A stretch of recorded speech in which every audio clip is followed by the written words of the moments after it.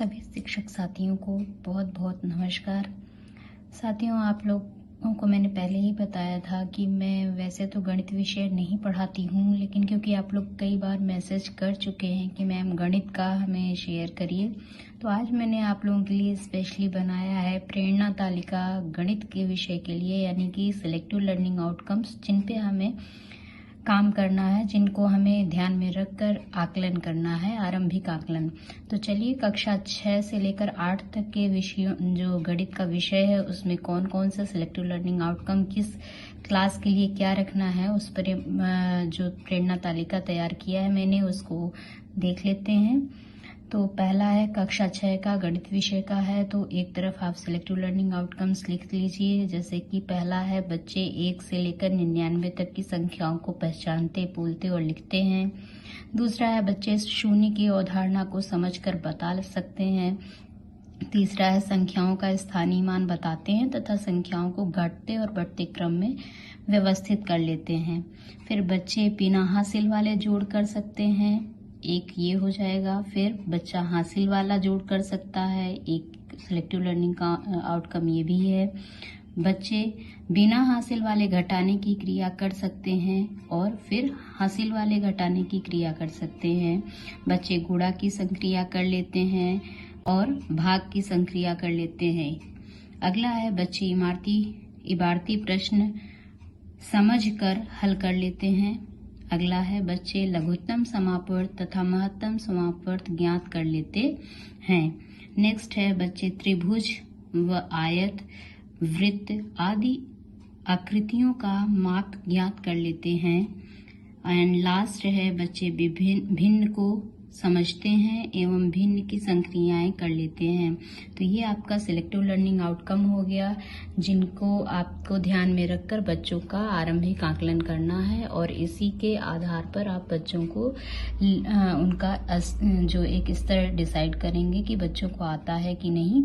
तो देखिए, यहाँ पर मैंने स्टूडेंट्स का नाम साइड में आपको लिखना है। जो भी स्टूडेंट के नेम है 1 2 3 4, जो भी आपका नाम बच्चे का नाम है, वो 1 2 3 4 की जगह पर आप नाम मेंशन कर देंगे। अगर उसको ये लर्निंग आउटकम गेन कर चुका है, उसको आता है, तो आप टिक कर लीजिए। अगर नहीं आता है तो आप उसमें नील लिख दीजिए। अगर बिल्कुल नहीं आता है, तो अगर थोड़ा बहुत उसे आता है, तो कॉलम में आप पार्शियली या आंशिक लिख सकते हैं। बात रही डेट की, तो आप यहाँ पर ही जैसे first, second, third, fourth, next page पे भी आप कर लीजिए, क्योंकि एक पेज पे नहीं आता है तो आप अगले पेज पे चले जाइए। और फिर जैसे 1 से लेकर 10 तक का बच्चा प्रेजेंट है, तो आप 1 से लेकर 10 तक के स्टूडेंट का लिख लीजिए और ऊपर यहाँ डेट डाल दीजिए, जिस डेट में आप आकलन करते हैं। ठीक है, ये क्लियर है कि यहाँ पर डेट हमने डाल दिया, इस तारीख से को मैंने किया, तो इतने स्टूडेंट प्रेजेंट थे, इतने स्टूडेंट का लर्निंग आउटकम ये था। फिर जो बच्चे प्रेजेंट होते हैं, तो उन बच्चों का उसी के आगे करते जाइए और डेट आप नेक्स्ट उसके आगे डेट दूसरी डाल दीजिए। कि यहाँ पर मान लीजिए 14 को किया है, तो यहाँ पे नेक्स्ट डेट जब भी आती है, जब भी आप करते हैं 16 को, 17 को, 18 को, व्हेनेवर जब भी आप करते हैं, वो यहाँ पर मेंशन कर देंगे। That's it. चलिए, अब हम क्लास 7 की प्रेरणा तालिका को देख लेते हैं। सेम प्रोसेस वहाँ पे करना, तो वहाँ हम प्रोसेस नहीं डिस्कस करेंगे, केवल हम प्रेरणा तालिका के learning outcomes, selective learning outcomes को ही वहाँ पर मेंशन करेंगे। ये है कक्षा 7 की प्रेरणा तालिका, जिसमें बच्चे 1 से लेकर 99 तक की संख्याओं को पहचान एवं लिख सकते हैं। संख्या पैटर्न को पूरा कर लेते हैं, यानी कि अगर आपने बीच में संख्याओं को मिस कर दिया तो उसको पूरा कर लें। शून्य की अवधारणा से परिचित है और संख्याओं को घटते तथा बढ़ते क्रम में लगा सकते हैं। 3 अंकों की संख्याओं को स्तंभ विधि से जोड़ते व घटाते हैं। बच्चे गुणा और भाग की संक्रिया कर लेते हैं। विभिन्न आकृतियों का परिमाप निकालना जानते हैं। बच्चे विभिन्न संक्रियाओं के इबारती प्रश्न हल कर लेते हैं। बच्चे दशमलव की अवधारणा को समझते हैं और दशमलव को प्रतिशत में तथा प्रतिशत को दशमलव में बदल लेते हैं। बच्चे लाभ हानि के प्रश्न हल कर लेते हैं। बच्चे साधारण ब्याज व ऐकिक नियम के प्रश्न हल कर लेते हैं। बच्चे प्राकृतिक व पूर्ण संख्याओं को पहचान लेते हैं। वर्डमास का सूत्र प्रयोग कर लेते हैं। बच्चे रेखीय समीकरण की अवधारणा को समझकर दाएं और बाएं पक्ष के मानों से प्रश्नों को हल कर लेते हैं।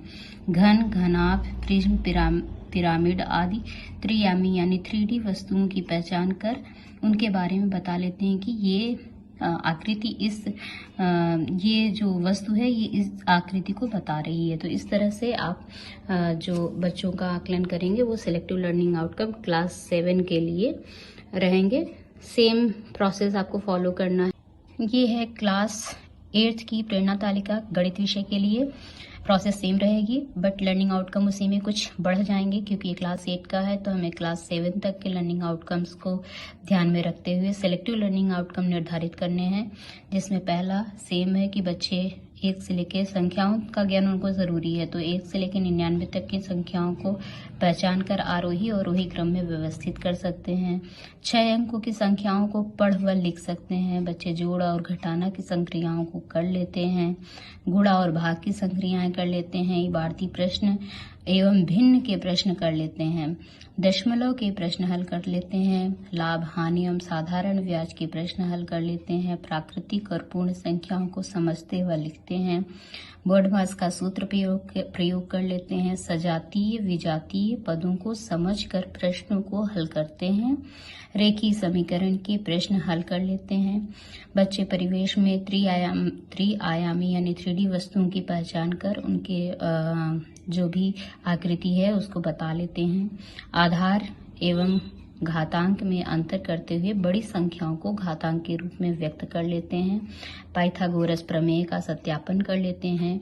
बहुपदीय व्यंजकों का गुणनखंड कर लेते हैं। तो ये हो गए सेलेक्टिव लर्निंग आउटकम जिन पर आपको कक्षा 8 का आरंभिक आकलन करना है। प्रोसेस सेम है। स्टूडेंट्स का नेम लिखते जाइए, जिस डेट में आप कर रहे हैं ऊपर डेट मेंशन करते हुए कंप्लीट करेंगे।